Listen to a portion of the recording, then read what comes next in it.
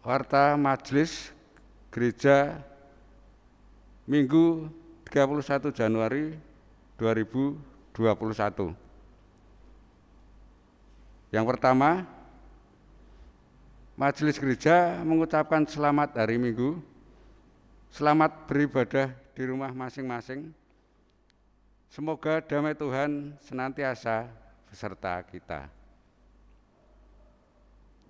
Yang kedua, perkenankan kami Majelis Gereja mengingatkan dan menghimbau kepada Bapak, Ibu, dan Saudara untuk selalu menjaga kesehatan dengan tetap mematuhi protokol kesehatan seperti memakai masker jika keluar rumah, menjaga jarak, dan menjaga kontak fisik dengan orang lain, serta sering cuci tangan dengan sabun dan air yang mengalir.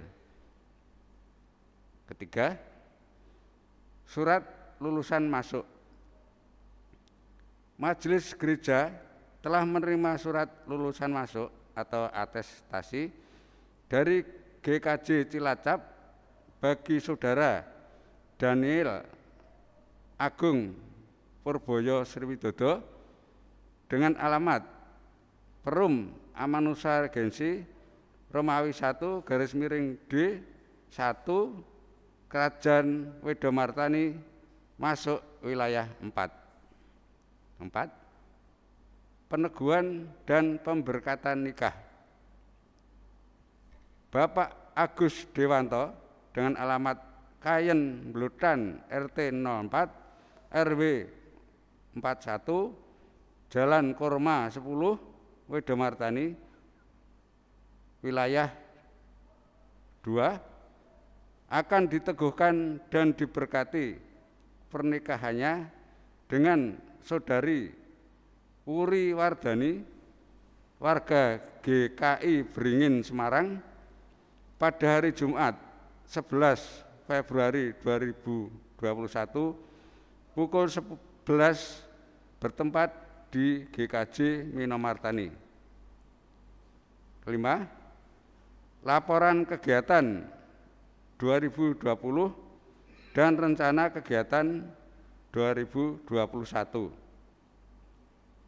Sehubungan dengan telah berakhirnya program kerja tahun 2020 dan untuk persiapan sidang Majelis Gereja Istimewa tahun 2021 yang akan diadakan tanggal 25 Februari 2021, maka Majelis Gereja mengharapkan agar semua komisi atau kelompok kegiatan di lingkungan GKJ Minomartani untuk segera menyampaikan laporan kegiatan 2020 dan rencana kerja 2021 paling lambat tanggal 10 Februari.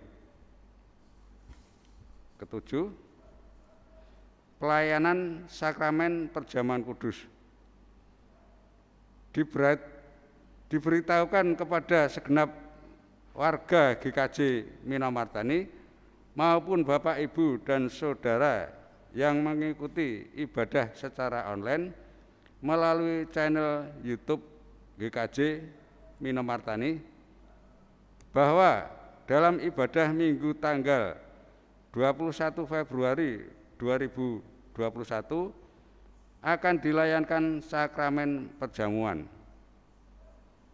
Berkenaan dengan ibadah sakramen perjamuan ini, maka ibadah secara online melalui channel YouTube GKJ Minomartani akan diadakan pada pagi hari pukul 8 sampai 9 WIB dan sore hari pada pukul 18 sampai 17. Sebagai bentuk persiapan menyambut undangan Tuhan dalam sakramen perjamuan kudus, maka Majelis Gereja akan mengadakan persiapan bersama secara live streaming melalui channel YouTube GKJ Minomartani bersamaan ibadah Minggu 7 Februari 2021. Oleh karena itu, dimohon kesediaan Bapak Ibu dan Saudara untuk meluangkan waktu pada jam tersebut untuk melakukan persiapan bersama. 8. Untuk informasi kemajelisan, persembahan dan lainnya dapat dibaca dalam buletin Warta Gereja. Yang melayani ibadah minggu ini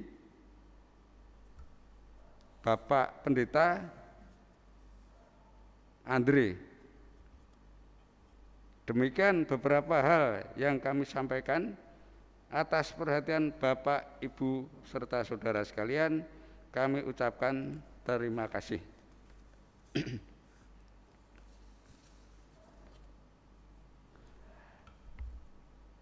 Saudaraku, kita siapkan hati untuk ibadah kepada Tuhan dan kita dengarkan sabda pembuka Yesaya 57 ayat yang ke-15 yang demikian. Sebab beginilah firman yang maha tinggi dan yang maha mulia, maka bersemayam untuk selamanya dan yang maha kudus namanya. Aku bersemayam di tempat tinggi dan di tempat kudus, tetapi juga bersama-sama orang remuk dan rendah hati, untuk menghidupkan semangat orang-orang yang rendah hati dan untuk menghidupkan hati orang-orang yang remuk. Dengan bangkit berdiri, marilah kita bernyanyi dari Kidung Jemaat 17 bait yang pertama dan yang kedua.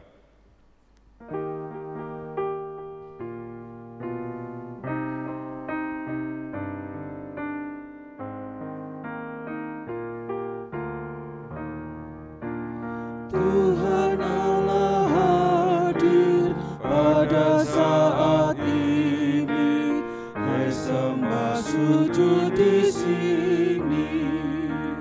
Diam dengan hormat, tubuh serta jiwa, tunduklah menghadap Dia. Marilah umatnya, hatimu serahkan dalam kerendahan.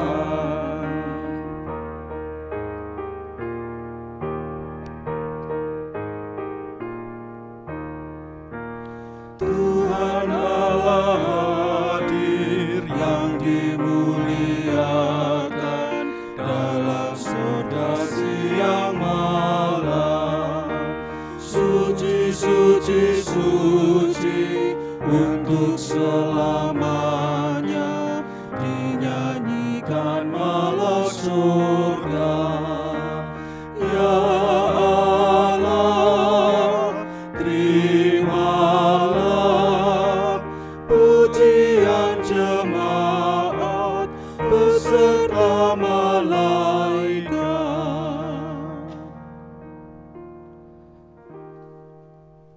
Pertolongan kita adalah di dalam nama Tuhan yang menjadikan langit dan bumi.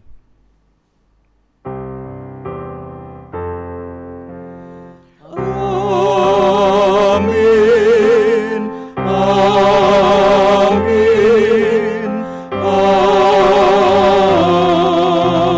amin. Kiranya kasih karunia dan damai sejahtera dari Tuhan beserta saudara semuanya. Dan beserta saudara-saudara juga.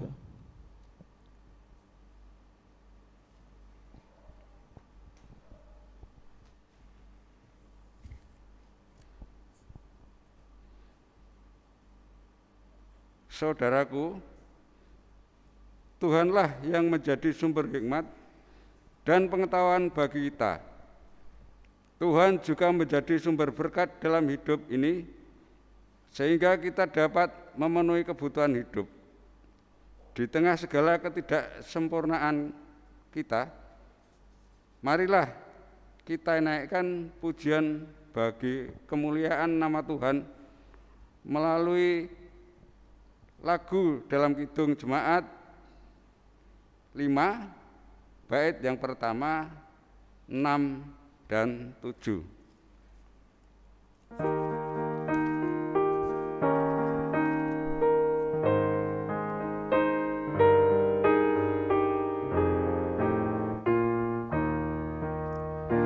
Tuhan Allah namamu, kami puji dan masyurkan isi dunia sujud di hadapan-Mu, ya Tuhan. Bala surga menyembah di Kau Khalik semesta.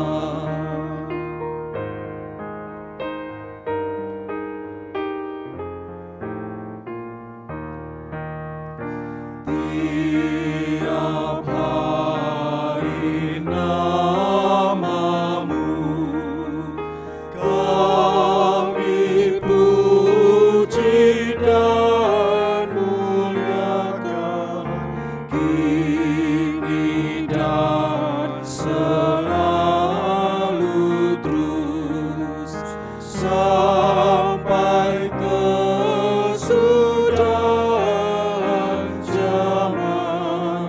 Buat kami bertekun hingga hari datang-Mu.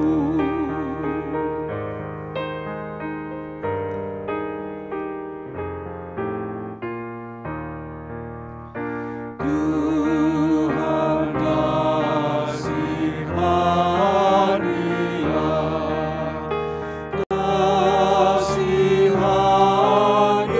kami ini dalam cahaya kurnia. Tuntun yang telah Kau pilih, Kau harapan umat-Mu, kasih-Mu kekal teguh.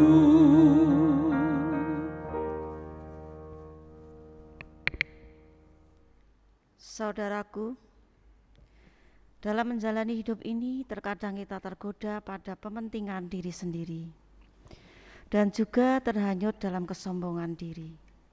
Oleh sebab itu, marilah kita datang kepada Tuhan, mengakui dan menyesali segala kesalahan dan dosa kita, seraya memohon belas kasih Tuhan.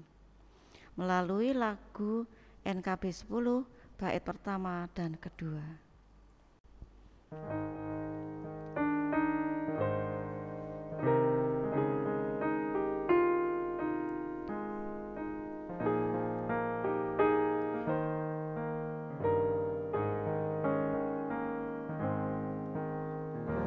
Dari guguran malam gelap, Yesus Tuhan, ku datanglah, masuk ke dalam terang-Mu tetap.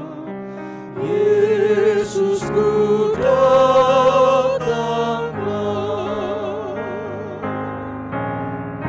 dari sengsara, sakit dan air, masuk ke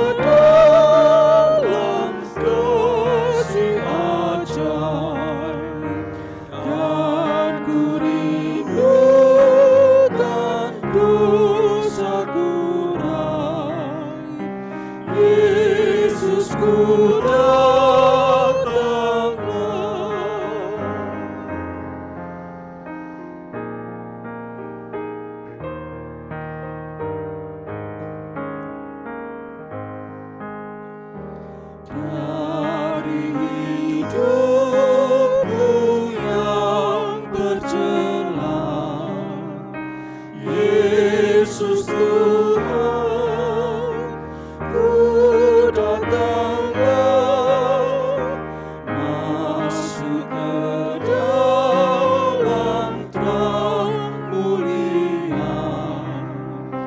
Yesus ku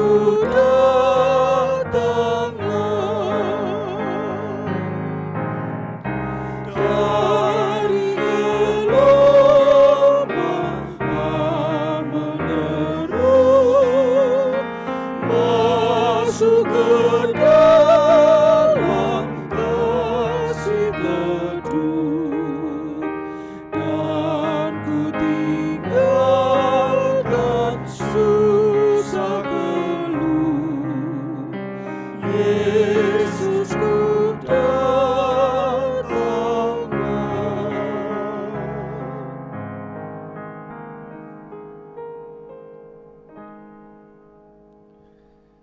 Berita anugerah dari Tuhan tersedia untuk setiap kita yang mengakui segala dosa dan pelanggaran kita. Berita anugerah dari Tuhan terambil dari kitab Roma pasal 3 ayat 23 sampai 24. Demikianlah firman Tuhan, karena semua orang telah berbuat dosa dan telah kehilangan kemuliaan Allah, dan oleh kasih karunia telah dibenarkan dengan cuma-cuma karena penebusan di dalam Kristus Yesus. Anugerah kasih Allah sudah tersedia untuk kita semua orang-orang yang berdosa, dan Kristus telah menebus kita di kayu salib, dan penebusan itu memberikan petunjuk hidup baru kepada setiap kita. Yakobus 3 ayat 13 sampai 16 menjadi petunjuk hidup baru kita. Siapakah di antara kamu yang bijak dan berbudi? Baiklah ia dengan cara hidup yang baik, menyatakan perbuatannya oleh hikmat yang lahir dari kelemah lembutan. Jika kamu menaruh perasaan iri hati dan kamu mementingkan diri sendiri, janganlah kamu memegahkan diri dan janganlah berdusta melawan kebenaran. Itu bukanlah hikmat yang datang dari atas, tetapi dari dunia, dari nafsu manusia, dari setan-setan. Sebab di mana ada iri hati dan mementingkan diri sendiri, di situ ada kekacauan dan segala macam perbuatan jahat. Marilah kita tanggapi berita anugerah dan petunjuk hidup baru dengan menyatakan kesediaan kita untuk diraih oleh Tuhan, sehingga hidup kita hanya tertuju pada kemuliaan nama Tuhan. Melalui nyanyian Kidung Jemaat 392, bait pertama dan kedua.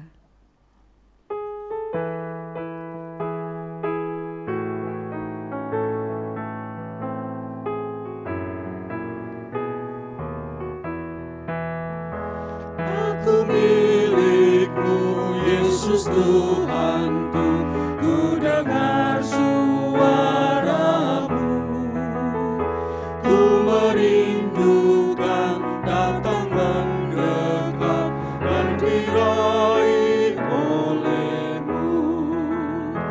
Raih daguku dan dekatkanlah pada kaki salib-Mu.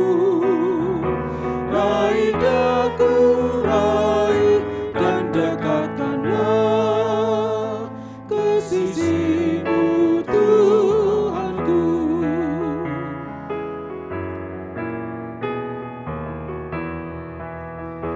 Aku hamba-Mu, Kau sucikanlah oleh kasih kurnia, hingga jiwaku memegang teguh kehendak-Mu yang mulia. Raih dagu dan dekatkanlah pada kaki salib-Mu. Raih dagu, raih dan dekatkanlah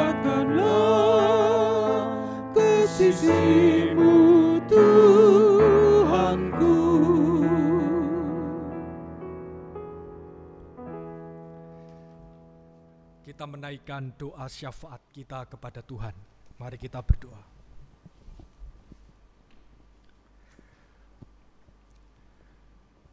Biarlah perasaan kami ya Tuhan seperti lagu yang sudah kami nyanyikan. Kami merasa dekat pada kaki salib-Mu, dan biarlah kami terus mendekatkan diri kepada Engkau ya Tuhan, Sang Sumber kehidupan, yang terus menolong dan meneguhkan setiap kami. Bahkan di masa-masa sukar sekalipun Tuhan tetap menggandeng dan meraih kehidupan kami orang-orang yang berdosa ini. Mampukanlah kami ya Tuhan untuk senantiasa bersyukur atas kasih dan anugerah-Mu di dalam kehidupan kami hari lepas hari. Karena itulah yang membuat kami menatap hari esok dengan penuh pengharapan. Kami menatap hari esok dengan penuh keyakinan bahwa Kristus ada bersama-sama dengan kami dan mendekap kami di dalam situasi apapun. Bahkan di masa pandemi ini ya Tuhan, kami merasa tidak berdaya dan kami merasa bahwa Tuhan ada bersama-sama dengan kami. Kuatkanlah kami ya Tuhan. Pada saat ini ya Tuhan kami berdoa, kami menaikkan setiap doa syafaat kami kepadamu. Biarlah Tuhan mendengar apa yang menjadi pergumulan kami, kehidupan jemaat-Mu satu persatu. Kami yang bergumul di tengah keluarga kami ya Tuhan. Kami yang bergumul bersama dengan anak-anak di dalam studi mereka, di dalam masa depan mereka. Biarlah Tuhan yang membentuk mereka, Tuhan yang mendidik mereka, Tuhan yang menaruhkan hikmat kepada mereka anak-anak kami, sehingga anak-anak kami boleh bertumbuh iman, bertambah kedewasaannya dan bertambah kebijaksanaannya. Kami juga berdoa Tuhan untuk para orang tua, Bapak Mama, Bapak Ibu, yang senantiasa menjaga dan merawat kami anak-anak. Biarlah Tuhan juga memberkati di dalam setiap usaha dan pekerjaan mereka. Tuhan yang menolong, Tuhan yang membukakan jalan, membukakan pintu berkat kepada mereka di dalam ketekunan dan jerih lelah mereka. Sehingga ya Tuhan melalui setiap pekerjaan, setiap usaha yang mereka lakukan, semuanya boleh mendatangkan berkat dan sukacita bagi keluarga. Kami juga berdoa ya Tuhan untuk kehidupan keluarga kami di tengah situasi masa pandemi ini. Ada begitu banyak konflik, keretakan yang terjadi, relasi yang tidak menentu. Ikatkanlah kami ya Tuhan dengan ikatan cinta kasih-Mu. Sehingga justru di dalam masa kesukaran ini kami semakin kuat karena kasih Kristus boleh menaungi kehidupan keluarga kami. Kami boleh belajar mengasihi, kami belajar mengampuni, memaafkan, sehingga keluarga kami semakin hari semakin bertumbuh di dalam Tuhan. Kami juga berdoa ya Tuhan untuk jemaat kami yang mengalami sakit penyakit kelemahan tubuh, yang tidak berdaya karena fisik yang tidak menentu, yang naik turun. Biarlah Tuhan juga memberikan kekuatan dan kesehatan kepada mereka melalui makanan, minuman, dan obat-obatan yang dikonsumsi. Semuanya boleh menjadi kekuatan dan kesehatan untuk setiap umat-Mu yang bergumul karena sakit penyakit.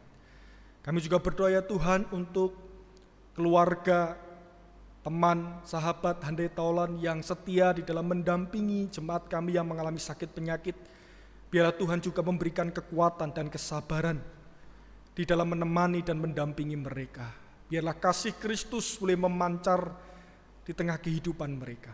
Kami juga berdoa ya Tuhan untuk gereja-Mu di tempat ini, GKJ Mino Martani, di dalam arah gerak kami hidup menggereja, di dalam suka duka kami, pelayanan di masa pandemi ini. Biarlah Tuhan juga memberkati para pelayan. Tuhan memberkati pendeta kami, Pendeta Kriswoyo bersama dengan keluarga. Tuhan memberkati kesehatan beliau, Tuhan memberkati keluarga beliau. Tuhan juga memberkati setiap penatua, majelis jemaat, para diaken, dan seluruh orang-orang yang terlibat di dalam komisi yang aktif melayani Tuhan di dalam jerih lelah mereka, dan bahkan tim multimedia yang setiap hari Minggu mereka harus bekerja, melayani, mempersiapkan multimedia ibadah pada setiap hari Minggu. Biarlah Tuhan memberkati mereka semuanya. Di dalam jerih lelah mereka tidak ada yang sia-sia, karena kasih Kristus memancar dan memberikan kekuatan kepada mereka semua. Kami juga berdoa ya Tuhan, secara khusus bagi bangsa dan negara kami, di tengah banyak bencana alam yang terjadi di negeri ini, biarlah kami tetap mendekatkan diri kepadamu ya Tuhan. Kami tidak mengetahui segala sesuatu yang terjadi di dunia ini, tapi biarlah kami tetap berpengharapan kepada Tuhan. Di tengah krisis dan badai yang begitu besar ini, kami tetap percaya, kami tetap bertumpu hanya kepadamu ya Kristus, yang menguatkan kami dan tetap menggandeng kami dalam situasi apapun. Bahkan kami percaya Tuhan, di dalam krisis kami memiliki peluang untuk boleh melakukan yang terbaik. Kami tetap berkarya, tetap mendedikasikan hidup kami untuk kemuliaan nama Tuhan. Berkati para pemimpin negeri kami ya Tuhan, dari tingkat atas sampai tingkat terbawah. Biarlah mereka boleh bekerja, boleh melayani bangsa dan negara ini dengan baik, dengan jujur dan penuh integritas, sehingga bangsa kami semakin hari menjadi bangsa yang maju, bangsa yang toleran, bangsa yang beradab, sehingga negara kami boleh menjadi negara yang baik. Terima kasih ya Tuhan untuk kesempatan kami boleh beribadah di minggu ini. Dan biarlah setiap perjumpaan kami dengan Tuhan boleh membawa sukacita dan pengharapan. Dan terima kasih untuk hari baru yang Tuhan boleh berikan kepada setiap kami. Terima kasih ya Tuhan. Inilah setiap doa dan permohonan kami. Kami alaskan hanya di dalam nama Putra-Mu yang tunggal, Tuhan Yesus Kristus. Kami berdoa dan mengucap syukur. Amin.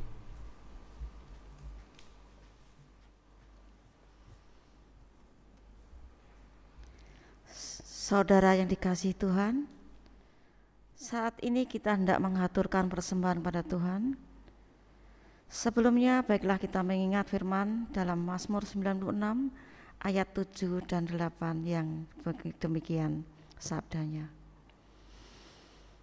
Kepada Tuhan, hai suku-suku bangsa, kepada Tuhan sajalah kemuliaan dan kekuatan. Berilah kepada Tuhan kemuliaan namanya, bawalah persembahan dan masuklah di pelatarannya.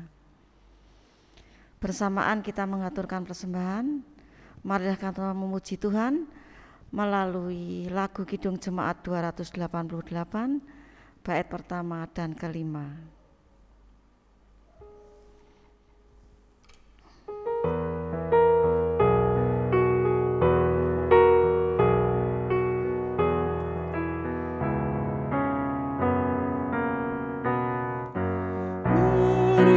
Puji Raja surga, persembahan bawalah, ditebusnya jiwa raga, maka puji namanya. Puji Dia, puji Dia, puji Raja semesta.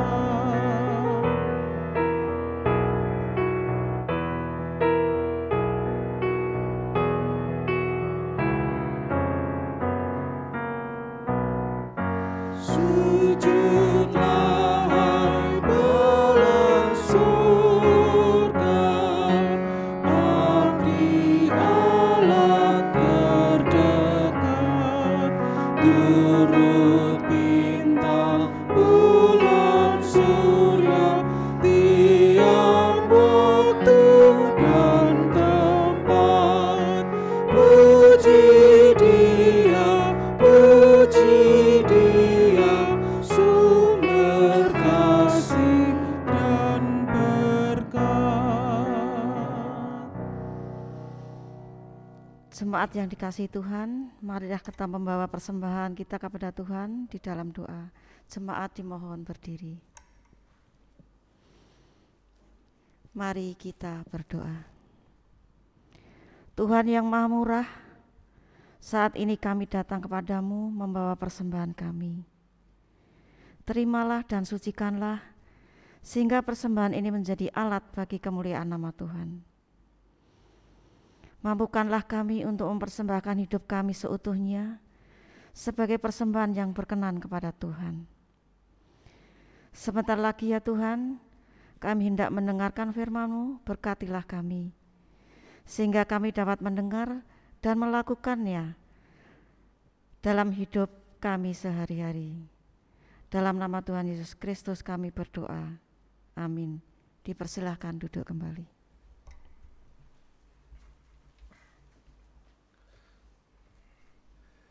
Bacaan firman Tuhan terambil dari surat 2 Korintus pasal 12 ayat 1 sampai 10.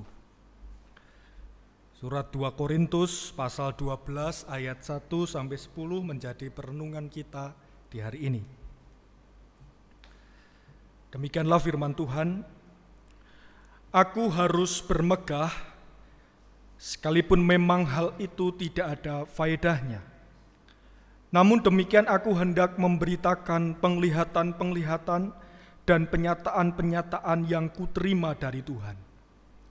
Aku tahu tentang seorang Kristen 14 tahun yang lampau, entah di dalam tubuh aku tidak tahu, entah di luar tubuh aku tidak tahu, Allah yang mengetahuinya. Orang itu tiba-tiba diangkat ke tingkat yang ketiga dari surga. Aku juga tahu tentang orang itu, entah di dalam tubuh, entah di luar tubuh, aku tidak tahu, Allah yang mengetahuinya. Ia tiba-tiba diangkat ke Firdaus dan ia mendengar kata-kata yang tak terkatakan, yang tidak boleh diucapkan manusia. Atas orang itu aku hendak bermegah, tetapi atas diriku sendiri aku tidak akan bermegah, selain atas kelemahan-kelemahanku. Sebab sekiranya aku hendak bermegah juga, aku bukan orang bodoh lagi, karena aku mengatakan kebenaran. Tetapi aku menahan diriku, supaya jangan ada orang yang menghitungkan kepadaku lebih daripada yang mereka lihat padaku, atau yang mereka dengar daripadaku. Dan supaya aku jangan meninggikan diri karena penyataan-penyataan yang luar biasa itu, maka aku diberi suatu duri dalam dagingku, yaitu seorang utusan iblis untuk menggocoh aku, supaya aku jangan meninggikan diri. Tentang hal itu aku sudah 3 kali berseru kepada Tuhan, supaya utusan iblis itu mundur daripadaku. Tetapi jawab Tuhan kepadaku, cukuplah kasih karuniaku bagimu, sebab justru dalam kelemahanlah kuasaku menjadi sempurna. Sebab itu terlebih suka aku bermegah atas kelemahanku, supaya kuasa Kristus turun menaungi aku. Karena itu aku senang dan rela di dalam kelemahan, di dalam siksaan, di dalam kesukaran, di dalam penganiayaan dan kesesakan oleh karena Kristus. Sebab jika aku lemah, maka aku kuat. Demikianlah firman Tuhan. Berbahagialah setiap orang yang mendengarkan firman Allah dan melakukannya dalam hidup sehari-hari. Haleluya.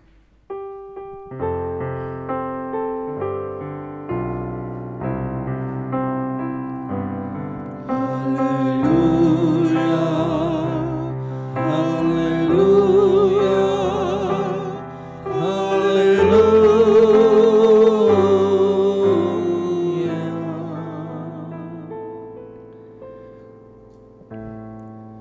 Pernahkah kita berdoa kepada Tuhan, tetapi jawaban dari doa kita adalah tidak, atau tidak terkabul? Pernah saudara? Kita berdoa kepada Tuhan, kita berseru kepada Tuhan, kita memohon kepada Dia, Sang Sumber kehidupan, tetapi jawaban Tuhan adalah tidak. Saudara, kalau kita menghormati kedaulatan Tuhan, memang sebenarnya konsekuensinya adalah kita harus berserah kepada Dia, Sang Sumber kehidupan, atas apapun jawaban Tuhan atas kehidupan kita. Biasanya orang mengatakan jawaban Tuhan itu ya, tidak, Belum begitu ya. Tuhan punya waktunya sendiri. Tuhan punya waktunya. Tapi saudara, ketika harapan dan doa kita tidak terkabul, itu menjadi persoalan buat kita. Itu yang saya bilang tidak mudah, saudara. Mengapa? Karena pada umumnya manusia itu tidak suka dengan jawaban tidak. Anak-anak kita kalau mendengarkan jawaban no, jawaban tidak itu pasti di dalam hatinya marah dan jengkel. Ketika anak-anak minta dibelikan mainan, "Pah, Mah, minta mainan itu loh yang bisa disentuh-sentuh, bisa digeser-geser." iPad, Bapak Ibu Saudara ya, kan iPad sekarang banyak mainannya di situ.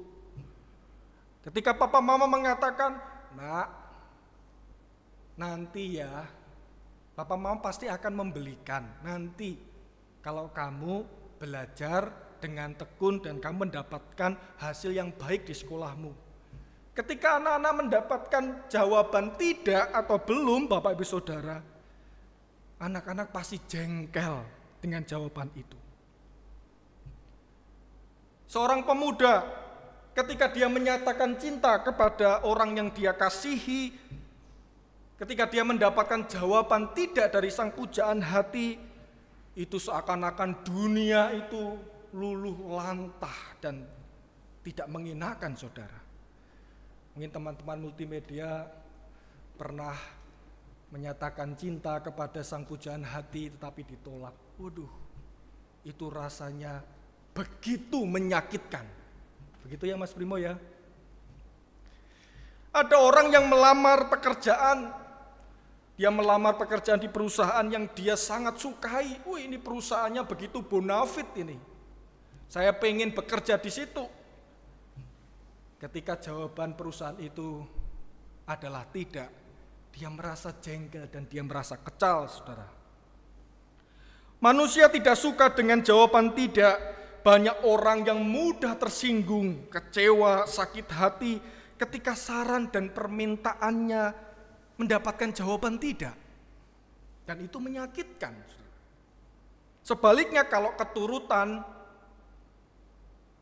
dikatakan yes, yang yes itu menyenangkan. Tapi jangan no. Ketika doa kita tidak terkabul, pasti kita mengalami gejolak dengan Tuhan. Dan kita belajar di hari ini bagaimana Rasul Paulus berhadapan dengan itu, saudara. Kita membaca tokoh besar yaitu Rasul Paulus. Paulus menerima jawaban Tuhan tidak atas doa-doanya memohon kesembuhan. Dia bilang apa di ayat 7? Dikatakan, "Duri dalam daging itu ada padaku." Apa duri dalam daging itu? Banyak tokoh, para penafsir perjanjian baru mengatakan bahwa itu kelemahan fisik. Ada yang bilang Paulus kena penyakit malaria. Ada yang bilang Paulus kena penyakit epilepsi ayam. Ada yang bilang Paulus punya sakit kepala yang menusuk. Kalau kumat itu sakit sekali. Ada yang bilang Paulus punya sakit mata yang parah. Kadang-kadang dia ketika habis berkhotbah itu saking kesalnya tidak bisa melihat dengan begitu jelas. Ada yang bilang dia kena sakit punggung. Tapi kita tidak pernah tahu secara persis Rasul Paulus itu punya sakit apa. Yang pasti saudara, Rasul Paulus mengalami penyakit yang kronis. Kumat sakitnya itu setengah mati dan bisa menusuk-nusuk sakitnya. Oleh sebab itu dia katakan di dalam ayat yang tadi kita baca, seperti duri dalam daging. Paulus tidak kunjung berdoa, berhenti berdoa, saudara. Dia mengucapkan 3 kali di ayat 8, 3 kali aku berseru kepada Tuhan. Dan 3 kali itu menunjukkan bahwa Paulus intens berdoa. Dia dengan sungguh-sungguh berdoa. Dia dengan serius memohon kepada Tuhan. Tapi Tuhan berkata apa, saudara? Tuhan berkata, "Cukuplah kasih karuniaku bagimu." Atau dengan kata lain, Tuhan berkata tidak. atas doa-doa Rasul Paulus. Saudara, mengapa atas doa Paulus itu Tuhan berkata tidak? Bukankah itu permintaan yang wajar, permintaan orang sakit dan minta kesembuhan, sementara dia berdoa bagi orang lain dan orang lain sembuh. Tapi ketika dia sakit, dia minta kesembuhan dan Tuhan mengatakan, cukup kasih karuniaku bagimu. Banyak teolog Perjanjian Baru mengatakan Rasul Paulus itu luar biasa diberkati Tuhan. Dia adalah pribadi yang penuh dengan kasih karunia. Pribadi yang penuh dengan talenta, banyak keajaiban yang ada dalam dirinya. Orang yang dianugerahi besar oleh Tuhan, pengalaman rohani, diangkat Tuhan mencicipi kemuliaan surga, saudara. Berjumpa hadirat Tuhan yang tidak terlukiskan, tidak tergambarkan keindahannya.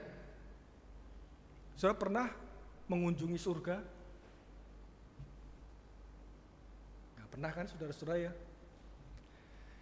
Rasul Paulus pernah mencicipi kemuliaan surgawi. Sehingga dia katakan apa? Di ayat 2 tadi. 14 tahun yang lampau. Entah di dalam tubuh, aku tidak tahu. Entah di luar tubuh, aku tidak tahu, Allah mengetahuinya. Paulus mempunyai pengalaman rohani yang luar biasa. Tapi pada saat yang sama, dia diizinkan Tuhan mengalami penyakit yang disebutnya sebagai duri dalam daging. Penyakit yang seakan-akan menancap dan tidak mau pergi dari Rasul Paulus. Kata duri di sana, saudara, itu dalam bahasa Yunani adalah skolop, yang diterjemahkan dalam bahasa Indonesia dengan duri. Tapi sebenarnya kata skolop itu bisa diterjemahkan dengan pasak, saudara.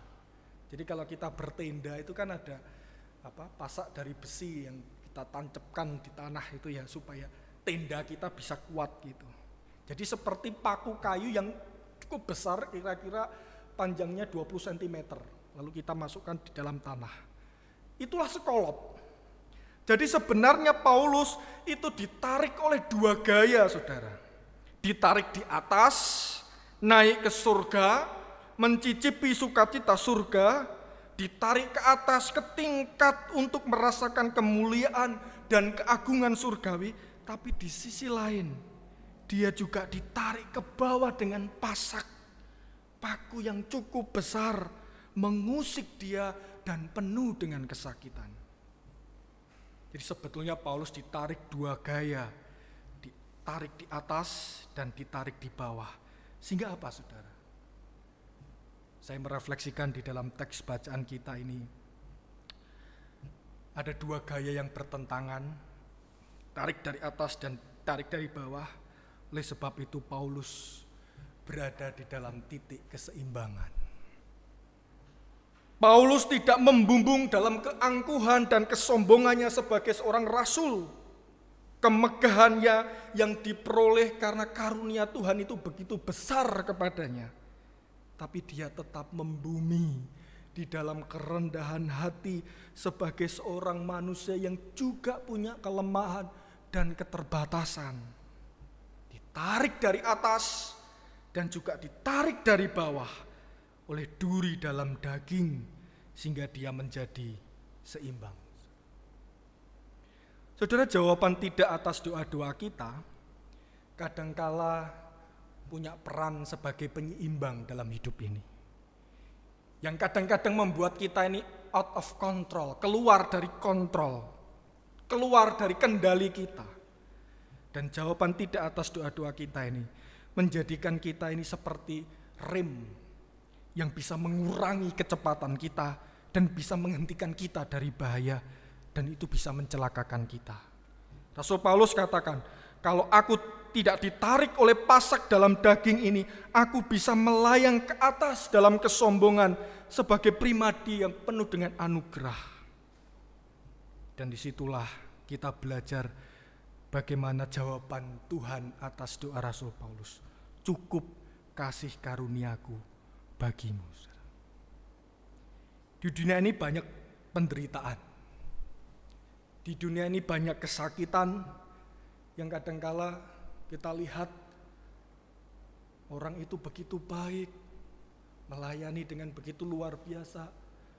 Tapi kenapa kok dia punya penyakit yang tidak kunjung sembuh, saudara? Dunia ini mengajarkan kepada kita bahwa realitas penderitaan itu tetap ada. Bahkan di masa pandemi ini, kita disuguhkan dengan realitas-realitas yang tidak menginakkan dalam hidup ini.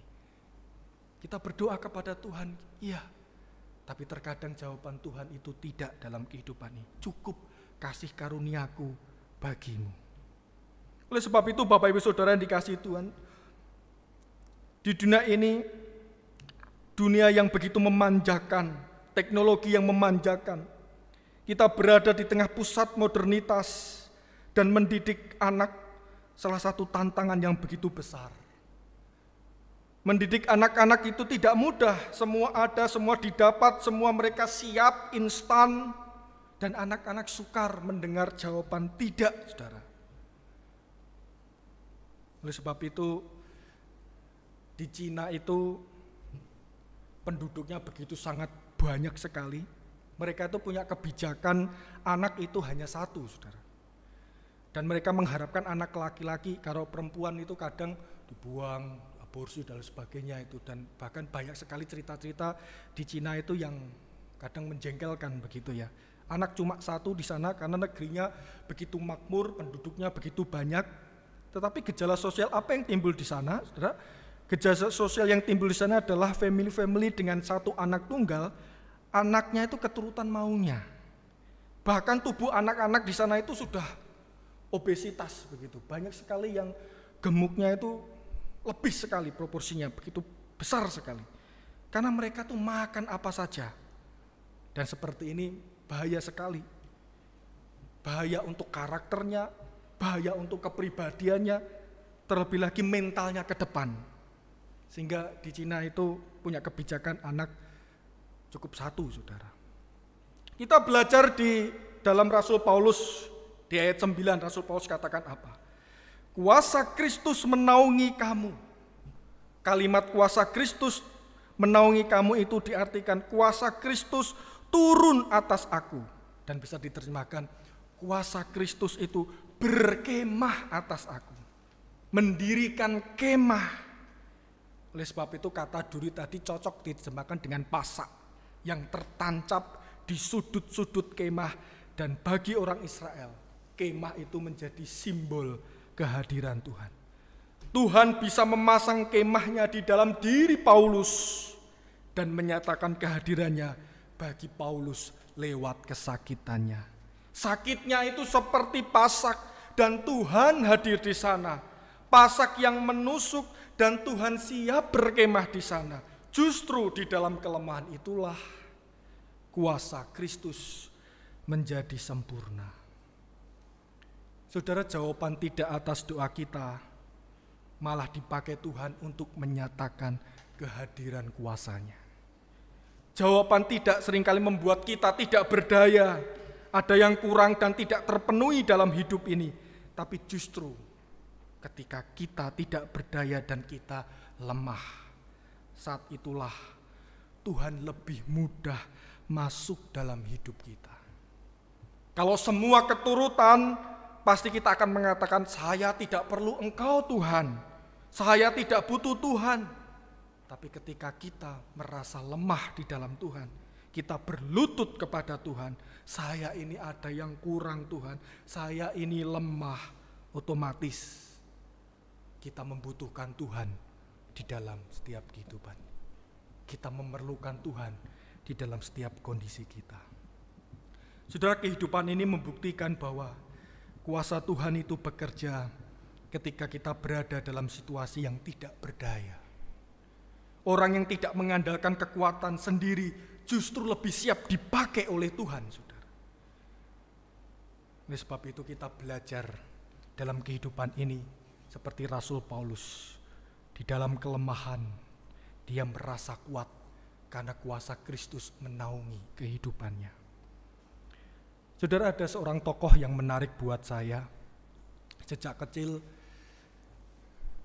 Dia lahir 6 minggu kemudian dia divonis dokter, matanya itu sudah cukup rabun untuk tidak bisa melihat dengan jelas. Lalu dia datanglah ke dokter, saudara. Ketika dia datang di dokter, dokter mencoba untuk menyembuhkan. Tapi saudara, dokter mencoba, lama-lama gak sembuh-sembuh. Malah akhirnya dia, seorang perempuan, betul-betul tidak bisa melihat. Seakan-akan dunia ini betul-betul gelap, saudara. Lalu telisik demi telisik, ternyata dokter itu melakukan malpraktek. Dia mencoba untuk membenahi mata-matanya, tapi lama-lama matanya sudah begitu rabun dan akhirnya dia tidak bisa melihat. Sejak kecil, sejak dia lahir usia 6 minggu. Jadi 1 bulan lebih, hampir 2 bulan. Dia sudah tidak bisa melihat, jadi bisa buta total, gelap sekali. Lalu dia diasuh oleh neneknya sejak kecil, saudara. Waktu kecil papanya juga sudah meninggal. Jadi saudara bisa bayangkan ketika awalnya dia melihat, wah dunia ini begitu indah. Tapi ketika dia 2 bulan, dia mengalami buta total yang luar biasa. Sepanjang hidupnya saudara, dia tidak mudah menyerah. Bahkan ketika dia diasuh oleh neneknya, dia berjuang. Saudara. Bagaimana kehidupan ini bermakna. Bagaimana dia bisa menginspirasi banyak orang di tengah kehidupannya yang sulit, kehidupannya yang terbatas. Salah satu yang menginspirasi dari karya dia adalah dia menciptakan salah satu lagu di Kidung Jemaat yang berjudul Ku Berbahagia. Dalam bahasa Inggris adalah Blessed Assurance, Ku Berbahagia. Liriknya menarik saudara. Dikatakan di dalam Kidung Jemaat itu, Kidung Jemaat 392, ku berbahagia, yakin teguh, Yesus abadi kepunyaanku. Aku warisnya, aku ditebus, ciptaan baru, Rohul Kudus. Saudara perhatikan, meskipun dia tidak bisa melihat kehidupan ini, dia buta total, tapi dia bisa merefleksikan dalam kehidupannya, dia merasa berbahagia. Dia bersuka cita. Kenapa saudara? Karena dia merasa yakin bahwa Yesus itu adalah miliknya. Yesus itu adalah kepunyaannya. Dan aku sudah ditebus olehnya. Dia menjadi ciptaan yang baru. Dia menjadi miliknya Tuhan. Dan dia menginspirasi banyak orang. Meskipun aku terbatas. Meskipun aku tidak bisa melihat seperti orang pada kebanyakannya. Tapi aku tetap merasa bahagia di dalam Kristus. Kita nyanyikan yuk Mas Primo dengan nada C. Ku berbahagia, yakin teguh, Yesus abadi kepunyaanku.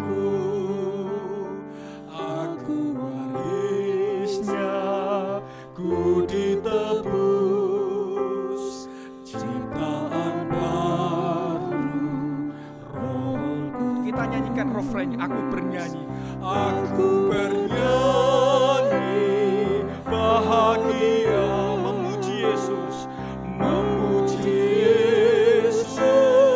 selamanya. Aku bernyanyi, bahagia, memuji Yesus selamanya. Kita pujikan sekali lagi. Ku berbahagia, yakin teguh, Yesus abadi, kepunyaanku. Aku warisnya, ku ditebus, ciptaan baru, Roh Kudus. Aku bernyanyi, bahagia, memuji Yesus, selamanya.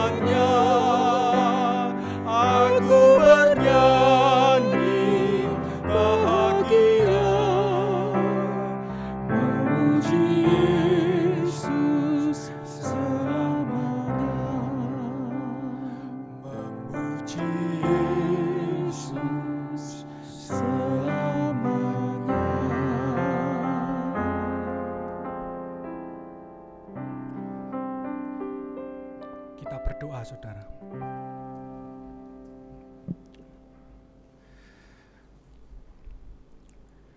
Kami menyadari ya Tuhan, di tengah masa pandemi ini kami terbatas dan kami tidak berdaya.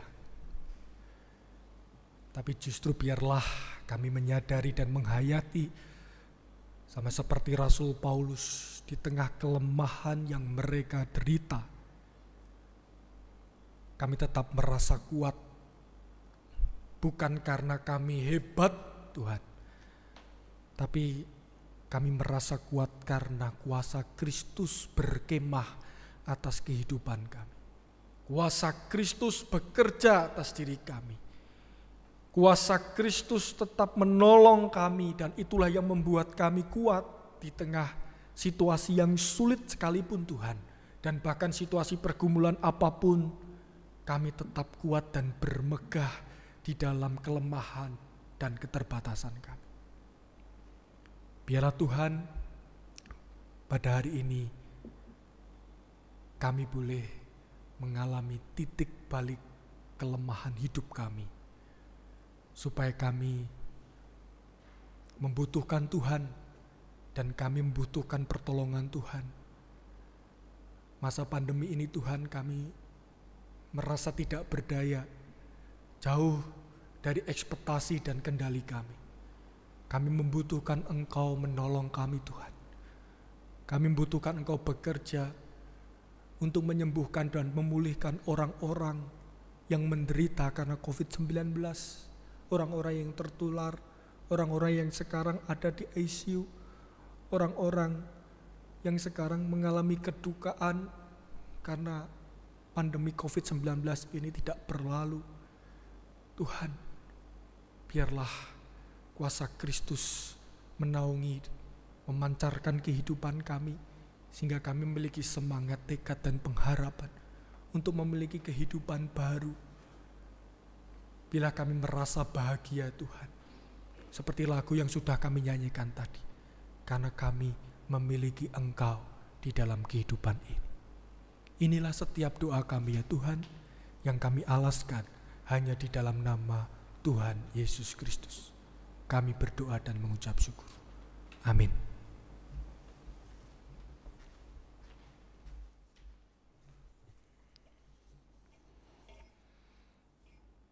Marilah kita tanggapi firman Tuhan dengan menyatakan kebergantungan kita kepada Tuhan dan betapa kita memerlukan pimpinannya.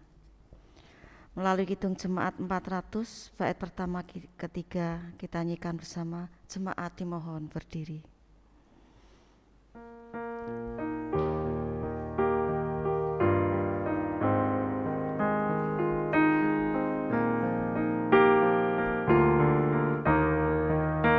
Kudaki jalan mulia, tetap doaku inilah, ke tempat tinggi dan teguh.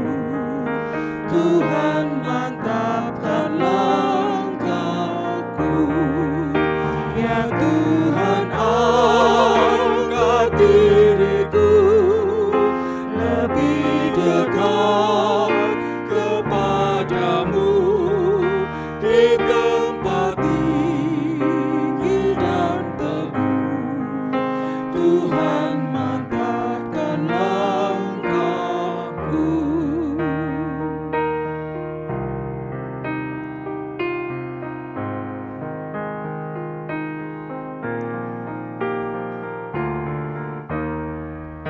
Ku ingin hidup yang benar, jauh dari tindak yang cemar. Umat kudus terus menggebu ke tempat tinggi dan teguh. Ya Tuhan angkat diriku lebih dekat kepadamu di tempat tinggi dan teguh. Tuhan mantapkan langkahku.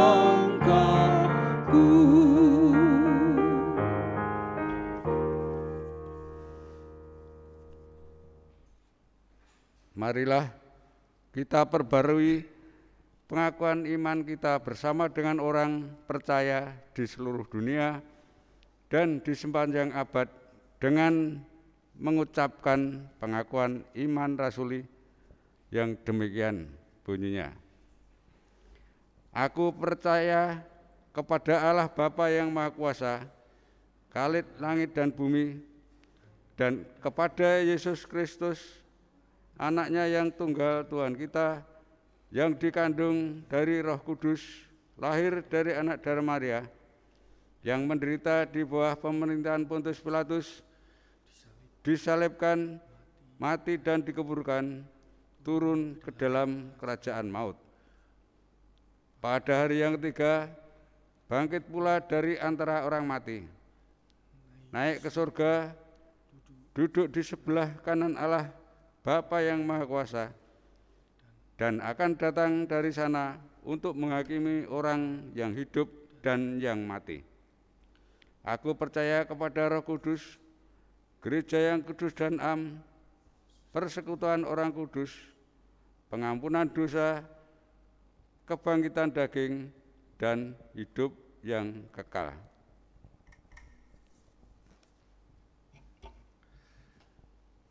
Kembalilah dalam kehidupan ini dan percayalah bahwa kuasa Kristus menaungi setiap kehidupan kita, dan terimalah berkat dari Tuhan. Kasih karunia dan damai sejahtera dari Allah Bapa dan dari Tuhan Yesus Kristus di dalam persekutuan dengan Roh Kudus menyertai kita sekalian. Amin.